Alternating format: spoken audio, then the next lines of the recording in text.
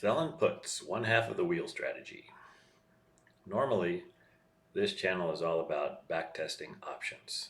I'm veering off topic a little today. This episode is designed to set up my next backtesting YouTube, which will be backtesting leap puts or long-term puts. This one is not about backtesting. It's about managing your cash secured puts, one half of the wheel. I'm not implying puts are more important in the wheel, just focusing on them this episode.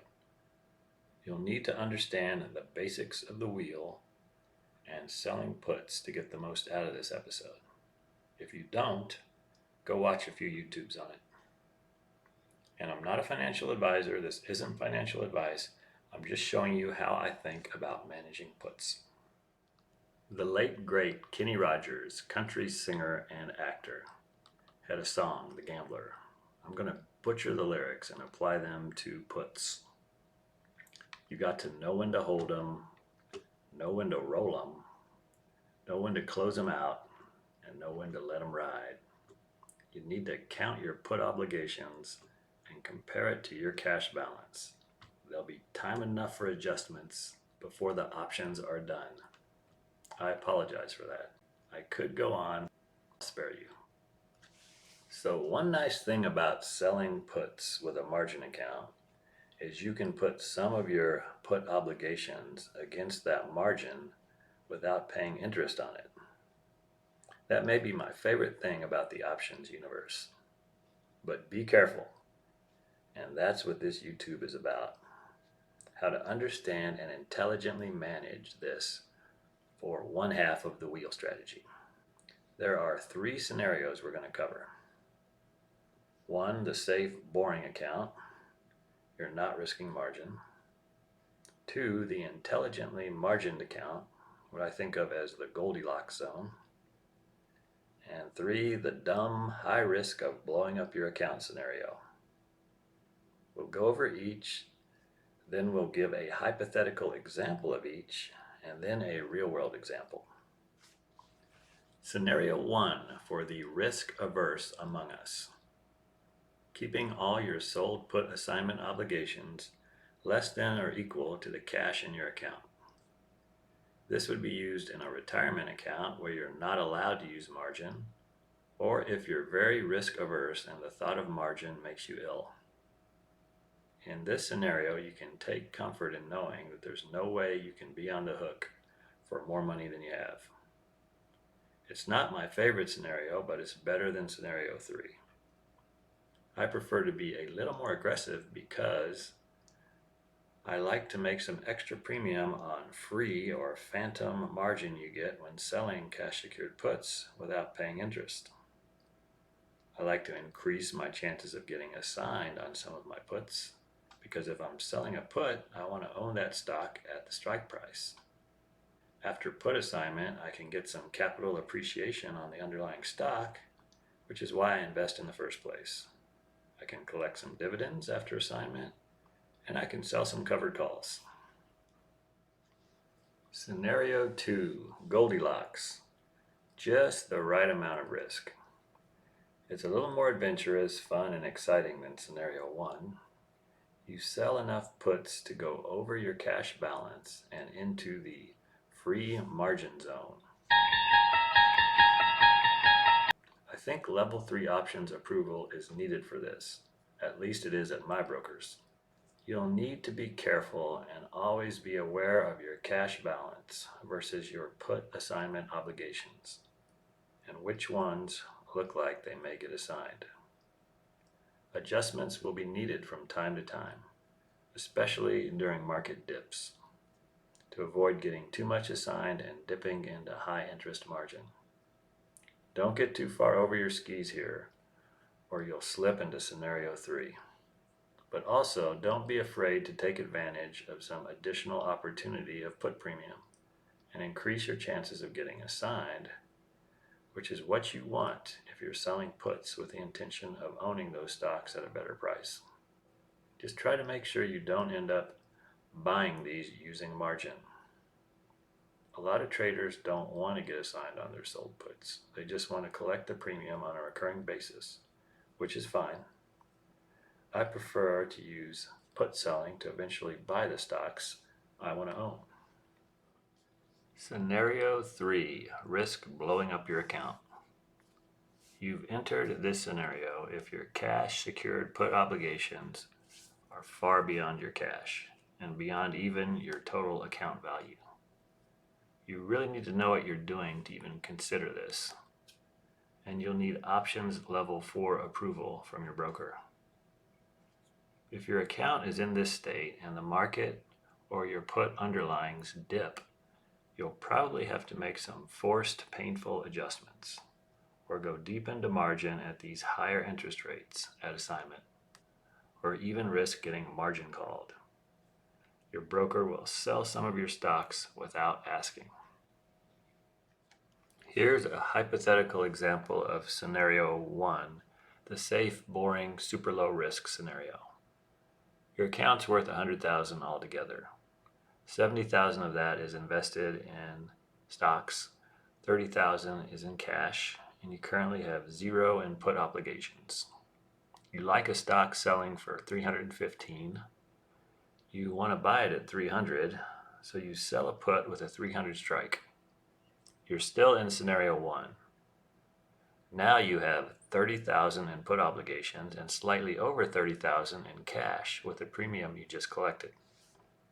If at expiration that stock had dropped below $300 and you were assigned, you would have to pay $30,000 to buy 100 shares.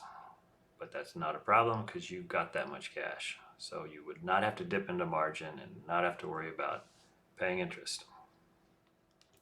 Here's an example of scenario 2. Same starting state as scenario 1, 100,000 valued account, 70,000 invested in stock, 30,000 in cash, and currently 0 put obligations. You like a stock currently selling at 105. You want to buy it at 100, so you sell 5 puts with a $100 strike. Now you're in scenario 2. You have 50,000 in put obligations and slightly over 30,000 in cash. You'll need to make some adjustments if you're in danger of being assigned close to expiration. You'll want to avoid going into margin and paying high interest rates. So you could sell one of your other stocks to raise cash, roll the puts out and down to a lower strike further out in the future to give yourself some more time before assignment. You could buy back the puts, potentially for a loss, or you could roll or buy back just 2 or 3 of the puts. So near-term put obligations are less than your current cash balance. So you have several options, pun intended. Be aware that if your sold puts are deep in the money, there is a risk of early assignment.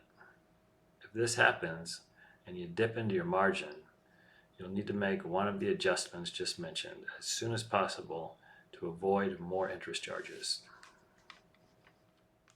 And finally, here's an example of scenario 3. Once again, you have a 100K account, 70,000 invested in stock and 30,000 in cash, with currently 0 put obligations. You really like a stock currently selling at $1,200. You want to buy it at $1,100, so you sell 1 put with an $1,100 strike. You're now in scenario 3. You have 110,000 in put obligations, but your account's only worth 100,000.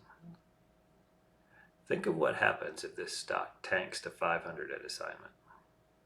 You'll need to come up with 110,000 to buy 100 shares, and those shares will only be worth 50,000.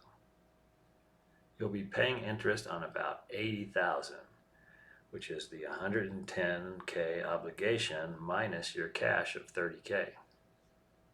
Current interest rates would suggest you'd be paying around $8,000 a year just in interest. My account margin rates are around 10%. You'll either need to sell some of your other stocks or fund your account with more money to get out of this debt burden, or your broker will sell some of your stock for you if the situation gets worse. And lastly, here's a real world situation. One of my accounts has the following sold put positions, all expiring in March. The red boxes here show the current price of the stock, and then the column just to the left shows their strike price. So these puts are in the money and with a pretty good chance of all getting assigned. So my total put obligation is $60,500, but a guess at the likely assignment value is maybe $45,500, where my cash balance is only approximately $28,000. So I need to make some adjustments here. Now the first thing I'm going to do is probably close this position out, where I've actually made a profit on this position. I can buy it back for less than I sold it. However, I need to do something with one or two of the other positions, because that only takes me down to 45,000 in obligations. So I either need to roll one of these guys out or close them. So what I'm thinking of doing is probably taking the one that's closest to being break even, maybe rolling it out, or maybe the two that are closest. And that would make it so I could get like two of these positions assigned and then still not go into margin. Hope you enjoyed this episode. Please consider liking it and subscribing to the channel. Hopefully this gave you some good ideas on how to better manage your puts as part of your wheel strategy.